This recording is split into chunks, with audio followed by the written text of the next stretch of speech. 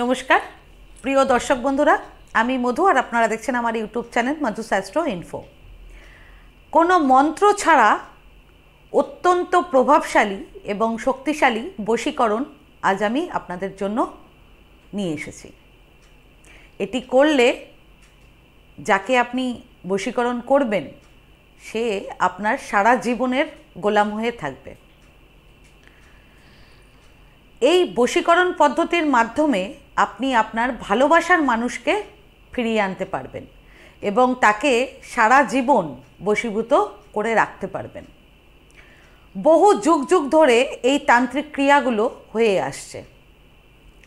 এই ক্রিয়াগুলো এতটাই প্রভাবশালী যে করার পরপরই আপনি এর প্রভাব দেখতে পারবেন।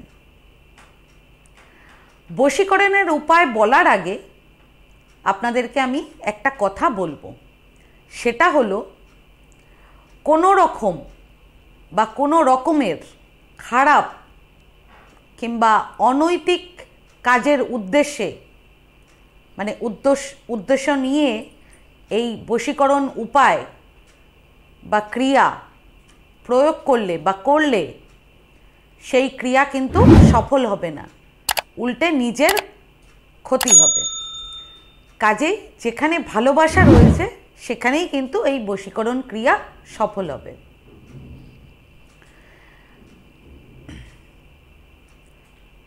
এই বশীকরণের এই উপায়টি করতে হবে শুক্রবার স্নান টান করে শুদ্ধ বস্ত্র ধারণ করে তারপরে এই উপায়টি আপনাদের করতে হবে। এবার আমি আপনাদেরকে বলবো কি কি প্রয়োজন হবে এই উপায়টি করতে, ভালো করে আপনারা শুনে নিন। সবুজ কাগজি লেবু অথবা সবুজ পাতিলেবু, একদম ফ্রেশ যেন হয় পাতিলেবুটা। একটা লাল সিঁদুর নিয়ে নেবেন, লাল সিঁদুরের কৌটো। হলুদের একটু গুঁড়ো, কাঁচা হলুদ একটু গুঁড়ো করে নেবেন শুকিয়ে। এবং যাকে বশীকরণ করতে চান তার ব্যবহার করা কোনো কাপড় কিংবা তার রুমাল, ব্যবহার করা কোনো কাপড় মানে তার কোনো পোশাক থেকে আপনারা সেই কাপড়টুকু কেটেও আপনারা নিতে পারেন, অথবা রুমাল। এবং 21 টাকা।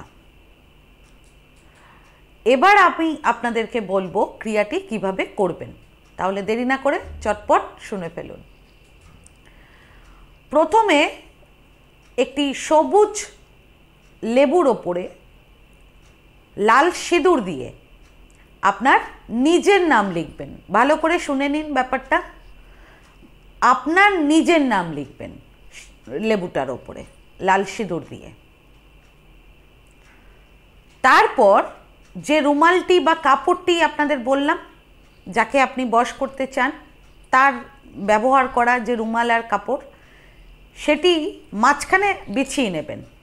রুমাল বা কাপড়টা মাঝখানে বিছিয়ে নেবেন। বিছিয়ে নিয়ে লেবুটা যেটার মধ্যে আপনার নাম লিখলেন সেটার পদবী সহ কিন্তু নামটা লিখবেন। তারপরে ওই লেবুটা মাঝখানে রাখবেন, ওই রুমালের ঠিক মাঝখানে রেখে তার উপরে কি করবেন,